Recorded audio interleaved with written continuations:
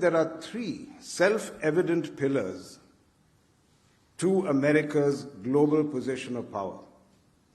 One, world-leading military might. Second, unparalleled soft power and influence across the world. And three, a dominant role in the world economy which embraces the power of American businesses. Can we create a three-pronged approach that is uniquely Indian and will earn us Antarrashtriya Samman, or international respect? A Vikasit Bharat founded on Atmanirbharta is central to the Prime Minister's vision of a successful and prosperous India on the global stage.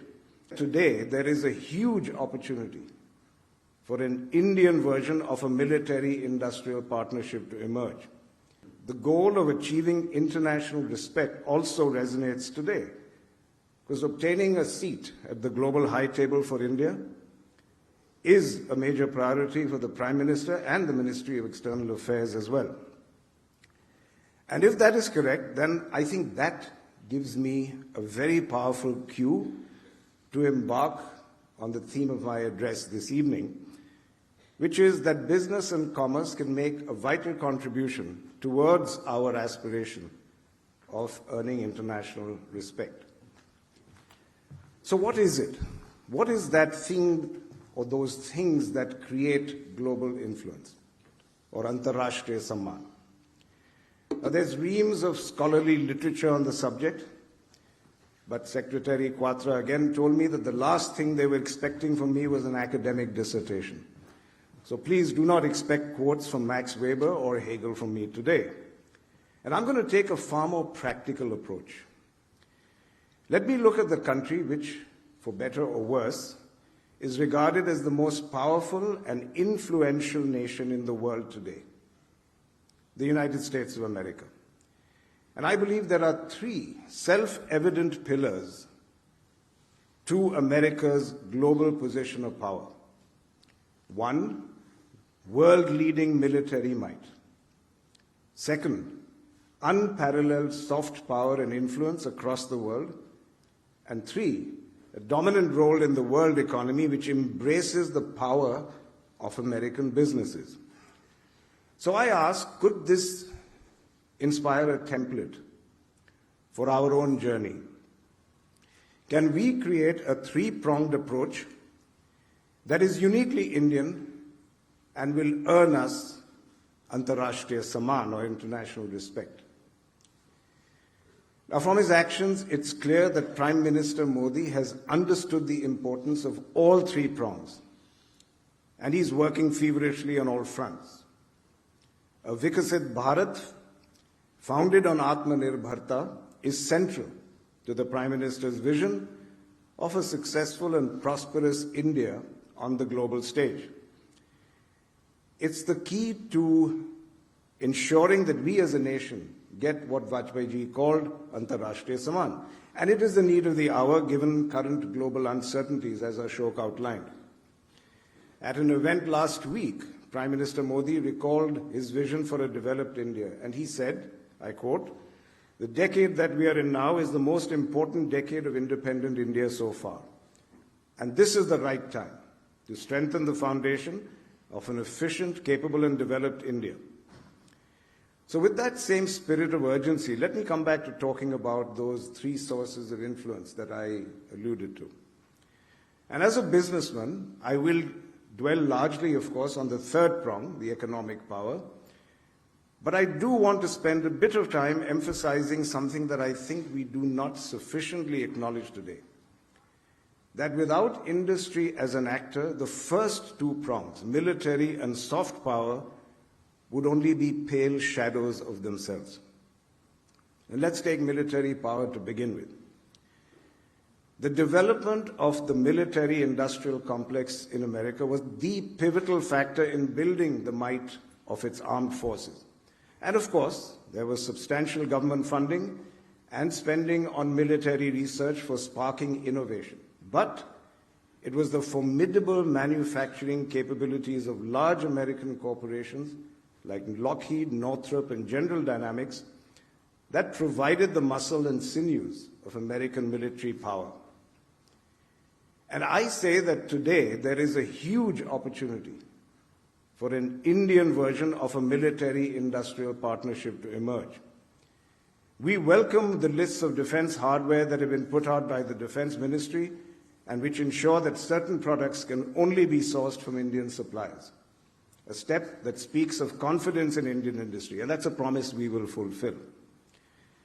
And the very nature of warfare, as we all know, is changing dramatically, with mosquito-like drones taking out elephantine tanks. And with this emphasis on cutting-edge technology, I hope to see a flood of innovation in the next few years, particularly from the IT sector. Innovative Indian companies are going to have a vital role to play. And India has one historical advantage that attracts companies like mine. It makes me very proud that in spite of having the fourth largest military budget in the world, independent India has never fought a major war of aggression. Even in international conflicts, we've always been part of the UN peacekeeping forces.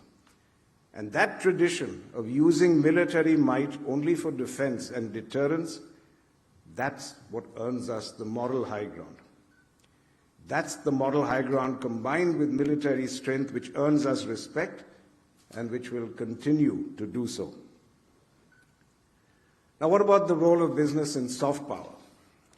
And if we look at the American playbook again, their soft power dominates the world's mind space. Hollywood sells the American dream to the entire world. Gigantic corporations purvey American music to every corner of the globe. And of course, international students still flock to American universities. And interestingly, all these manifestations of soft power are privately funded. And yet they have a disproportionate impact on America's prestige. Indian music has influenced world music from jazz to the Beatles. And going out for Indian is now a weekly mealtime call for many around the world. RRR, as we all know, was able to get the world dancing to its tune. But I think we need to imagine things on a much larger scale. I mean, just look at the K wave that is sweeping the world. That small nation of South Korea has had an outsized impact on the world. And maybe we need to change gears to create our own I wave. The superheroes of our epic and folk tales are more than a match for the Marvel Universe. But even superheroes need help.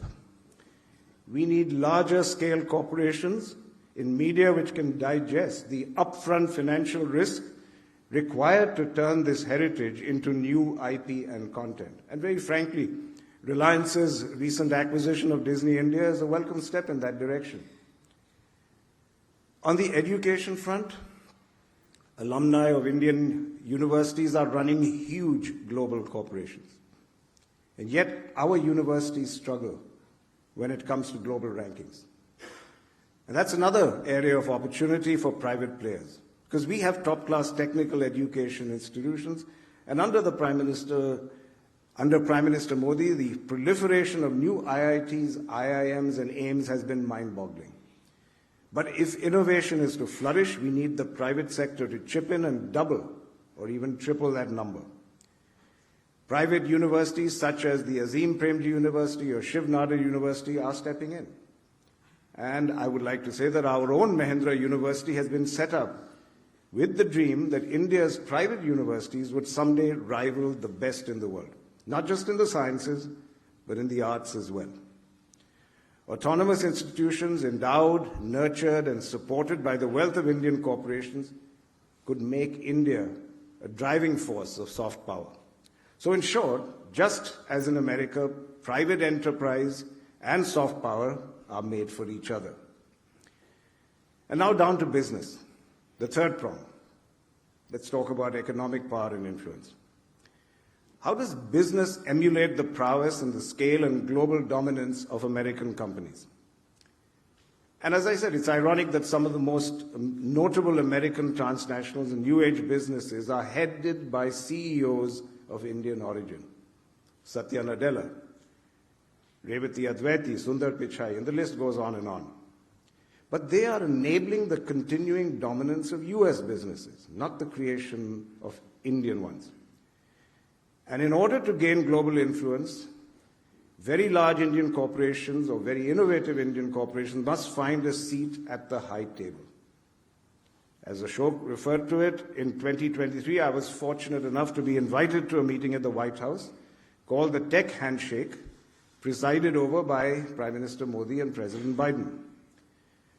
Who were the people that President Biden seated, quite literally, at that high table? Tim Cook, Sundar Pichai, Satya Nadella, Sam Altman. And the projection of economic power was unmistakable. And what power was he projecting? It was not just the power of scale, also the power of innovation and disruption. Nobody knew Sam Altman till a few months before that meeting. Today, both of these are symbols of economic might.